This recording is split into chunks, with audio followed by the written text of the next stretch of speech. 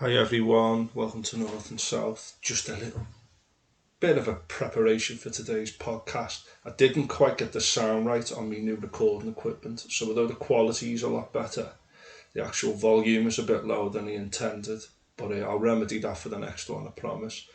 I also want to thank you all for your support and to just urge anyone who can to go into the podcast notes and contribute the cost of a cup of coffee once a month through coffee.com for what you listen to. Not everyone can do that, that's fine, but I've actually invested in better equipment recently because I want to expand the project and do more community work, and I can't do it without you lot. So thanks everyone for the contributions in the past and their ongoing contributions. It really does make a difference and keeps me going, so thank you very much. Also, if you want me to address any particular topics or you want to ask me any questions which I can answer, please get in touch through Twitter or X or whatever it's called this week, and also contact me through the normal channels if you know me. Also, I keep saying also, so that's another thing as well. The more time I can put into things, the better the quality of the podcast. So your help is very much appreciated. So I'll leave all those alsos in. Thank you for all your help, love and support. The more you share this, the more you get involved, the better for everyone. Also, if you want to come on, if you want to get involved in North and South podcasts moving forward, if you've got an interest in podcasting, you want to come on the show, you know people who want to come on the show, please do get in touch. Thank you. Hello everyone, welcome to North and South Podcast. This is Tim speaking, and I've got some new sound system to try out. Hope it goes well. We'll see how I progress in my first podcast. I'm just doing this by myself this week as I get used to the new technology. But basically, I am going to speak today about cycling, which I've spoken about before. And I'm also going to talk about emotions and a little bit of Stoicism. And I'm going to start with the emotions and Stoicism first of all, because I've spoken to Paul Cope before, and I listened recently to Sheila at Hope Street, where I volunteer and I'm part of a Wellbeing organisation. And we did a talk there to do with emotions, and we identified key emotions like envy, anger, joy, things like that. And we talked about the importance of when you feel an emotion or you experience it as a chemical response, that you identify it and name it.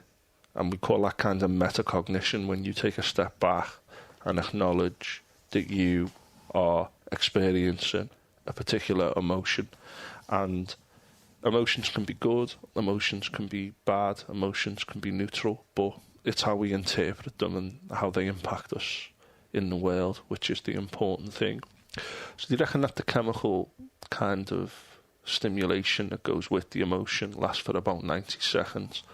And if you can get through that and let things settle down again, then you will not behave in a way that makes the situation worse. So for those 90 seconds, if you can be aware of the emotion and call it, you can then calm down and not act out the emotion. Now, obviously, if you have a lion coming at you, you want a particular emotional or chemical response that gets you out of there really quickly. Sometimes you might want the emotion, fear, to help you to get away from the situation, to stimulate your fight or flight response. But it's in a society where people are on all the time, where we've got constant stimulation and overload and things that can stress us out. And it's about making sure that these negative things do not dominate our lives and turn into a problem. I think one of the other things we can do is, I've experienced two quite powerful emotions today. So I experienced what I might call anger and sadness about a couple of situations that occurred today. And when I was in the thick of it, I let them get on top of me a bit, but then they settled quite quickly afterwards, and I processed them, and I did some journaling mentally, because I haven't had a chance to do my written journaling yet, and I thought about the emotions and what happened and what I might have done differently and what I might do next time if a similar situation was to arise. But these emotions, don't become completely overtaken by them. It's important that we are able to use that metacognition to take a step back, call the emotion out, acknowledge the emotion. Don't forget emotion, this idea that emotions are all bad. Emotions are emotions. It's how it's then realised in the world which is important. And if you have emotions which are not helping you, it's important that we do not let them dominate us and to turn into personality problems or to develop into particular neuroses that can cause us mental health issues and well-being issues.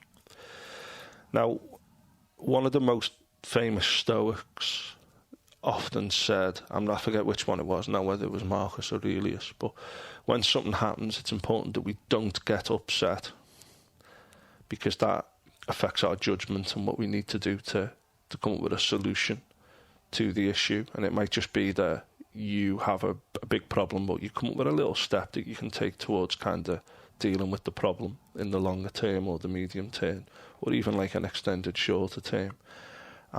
If you don't get upset and have a bit of clarity of mind, and then you think of your values, what kind of a person are you, what is right, how can we proceed with this in the correct way, a way that's wise, a way that fits with my values, and a way where I don't get upset. I think that's important, that reaction to the emotion doesn't affect your judgment too much, particularly if you're in the thick of it. I was also listening to a podcast by Sam Harris, and he spoke about Andrew Tate and Donald Trump, and particularly in the case of Trump, someone who has literally got absolutely no moral values whatsoever and is a completely immoral entity, and how sometimes these people actually can gain traction in the world and become quite powerful, and how scary and terrifying that can be. And what these people appeal to is a base level of behaviour. And I spoke a lot about Trump in the past, but it is important that you do have values and you do have some kind of moral compass which is appropriate, whereby if other people say something to you and nothing affects you whatsoever, and to a degree, someone like Donald Trump, and even to an extent Boris Johnson, the former Prime Minister in the UK, no one could really say anything to them because they were utterly and are utterly shameless. They do have some good attributes. I'm not saying that there aren't some good attributes in even the most evil and base of people, but what a sad indictment when amoral beings are followed by other people, many of whom are not amoral. And I just think it's a really sad state of affairs that is considered a strength by some people. And I think it's really, really sad that we live in a world where that kind of thing is considered either funny or appropriate for many people. So another thing that the Stoics said in terms of not getting upset and applying your values is not to keep doing the same thing repeatedly. Like Albert Einstein said, insanity is doing and madness is doing the same thing and expecting different outcomes. But it is important that we do use that kind of binary judgment to sometimes say, this approach isn't working, this is not working, so I'm going to try something different. And the Stoics refer to that as trying another handle. If that handle's not working, try another one. Have a backup plan. Have an alternative way of dealing with things. So one example I might have used is in terms of changing my diet. And what I've had to do is I had foods that I didn't want to eat in the house on show. and I listened to Laurie Sanchez's course on Wellbeing and happiness. It was actually Laurie Santos's. And she mentioned the importance of changing your environment to make it easier for you to achieve the kind of well-being that you want. So what I did is, if you live with other people, you can either put stuff in another cupboard that you don't use and say all that rubbish is in there, or just get rid of it from your environment completely, and that will help you not to see them and not to have them, and to know that they are not in the house. I've been reading a great book by Ryan Holiday called Stoicism, the Daily Stoic, and it's basically 366 daily meditations. I found that really, really useful. And there's a great podcast called The Stoic Coffee Break, which you might like if you're interested in Stoicism, which is basically about leading a calm life, a good life, a best life, based on wisdom and trying to do the right thing. And I think it's a really, really good philosophy to get into, and you should check out Ryan Holiday's book.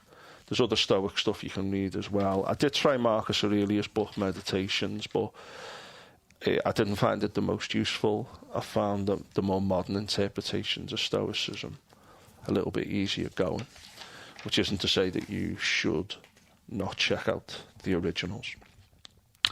Going back to the cycling, a couple of days ago, I got my bike out for the first time in 2 months, and I've got a child, I've got work commitments, I'm trying to get more into me podcasting and different things.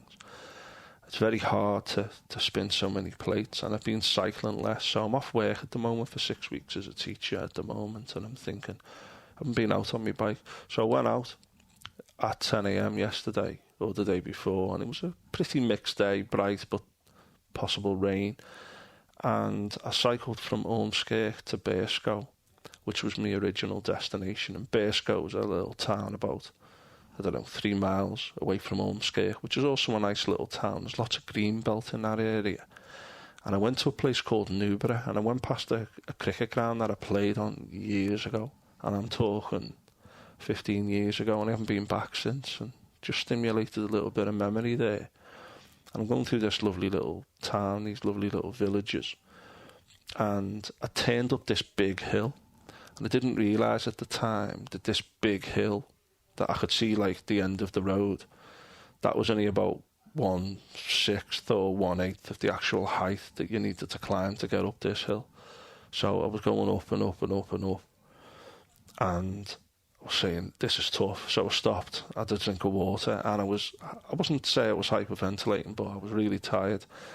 And a lady went past in a car and just stopped and said, "Are you okay?" and just checked on me, which I thought was quite nice.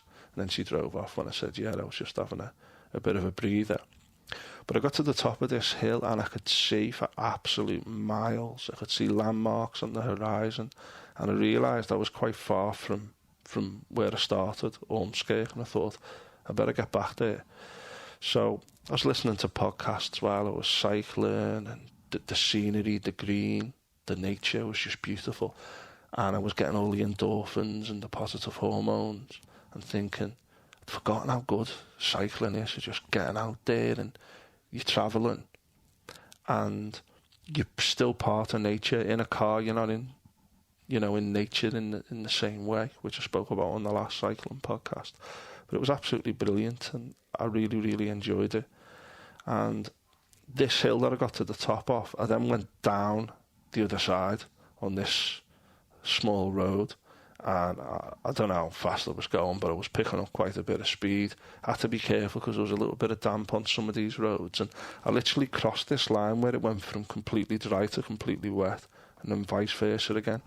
You know, when you get these like clouds that obviously empty themselves in a specific area and don't really cover too much of a wider area. It was quite an interesting phenomenon, and all the water on the floor was shining in the sunlight because it was quite a sunny day at times as well.